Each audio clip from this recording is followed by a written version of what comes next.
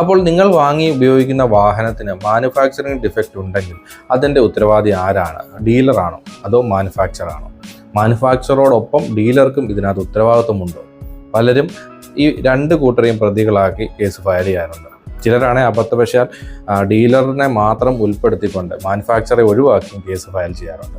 അപ്പോൾ നിങ്ങളൊരു പുതിയ വാഹനം വാങ്ങുന്നു, കുറച്ച് നാൾ ഉപയോഗിക്കുന്നു. അങ്ങനെ ഉപയോഗിച്ച് കഴിഞ്ഞപ്പോഴാണ് നിർമ്മാണത്തിൽ എന്തോ പാകപ്പിഴകളുണ്ട്, വാഹനത്തിന് എന്തൊക്കെയോ പ്രശ്നങ്ങളുണ്ട് എന്ന് മനസ്സിലാക്കുന്നത്. ഇങ്ങനെയുള്ള സന്ദർഭങ്ങളിൽ വാഹനം വിറ്റ ഡീലർക്ക് നിയമപരമായി യാതൊരു ബാധ്യതയുമില്ല എന്ന് മനസ്സിലാക്കുക. പകരം വാഹനത്തിൻ്റെ ഉൽപ്പാദകനാണ് അഥവാ മാനുഫാക്ചറിനാണ് നിയമപരമായ ബാധ്യത. ഡീലർ ഇത്തരത്തിലുള്ള മാനുഫാക്ചറിൻ്റെ വെറും ഒരു ഏജൻറ്റ് മാത്രമാണ്. അത്തരത്തിൽ ഒരു ഏജൻസി എന്ന നിലയിൽ മാത്രമാണ് പ്രവർത്തിക്കുന്നത്. അതുകൊണ്ട് തന്നെ വാഹനം നിർമ്മിക്കുന്നതിൽ അല്ലെങ്കിൽ നിർമ്മാണത്തിൻ്റെ ഏതെങ്കിലും ഒരു ഘട്ടത്തിൽ ഈ പറയുന്ന ഡീലർക്ക് നേരിട്ട് ഒരു നിയന്ത്രണവും ഇല്ലാത്തത് കൊണ്ട് തന്നെയാണ് ഈ മാനുഫാക്ചറാണ് ഈ മാനുഫാക്ചറിങ് ഡിഫക്റ്റിന് ഉത്തരവാദി എന്ന് പറയുന്നത്. ഇനി എന്തൊക്കെയാണ് മാനുഫാക്ചറിങ് ഡിഫക്റ്റിൽ വരുന്നതെന്ന് നമുക്ക് നോക്കാം. ഈ എൻജിൻ ഉണ്ടാക്കുന്ന അമിതമായ ശബ്ദം, അല്ലെങ്കിൽ ബാറ്ററിയുടെ പ്രവർത്തനത്തിൽ ഉണ്ടാകുന്ന വ്യത്യാസം അല്ലെ വൈകല്യം എന്നിവയൊക്കെ വാഹനത്തിൻ്റെ നിർമ്മാണത്തിലുണ്ടാകുന്ന പോരായ്മകളാണ് എന്ന് പറയാൻ കഴിയില്ല.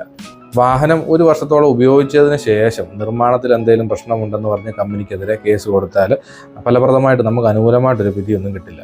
എന്നാൽ നിങ്ങൾ വാഹനം വാങ്ങിയ സമയം മുതൽ ഇത്തരത്തിൽ തുടർച്ചയായിട്ട് സർവീസ് സെൻ്ററിൽ കയറി ഇറങ്ങുകയാണ്, തീർച്ചയായിട്ടും എന്തെങ്കിലും പ്രശ്നമുണ്ടെന്ന് നിങ്ങൾ റിപ്പോർട്ട് ചെയ്തിട്ടുണ്ടെങ്കിൽ വാഹനത്തിൻ്റെ ഇത്തരം കേടുപാട് പരിഹരിക്കാൻ ഡീലർക്ക് കഴിയാതെ വരുന്ന ഒരു സാഹചര്യം ഉണ്ടാകുകയാണെങ്കിൽ അത് നിർമ്മാണത്തിൻ്റെ വൈകല്യം അഥവാ മാനുഫാക്ചറിങ് ഡിഫക്റ്റായി പരിഗണിക്കപ്പെടുന്നതാണ്.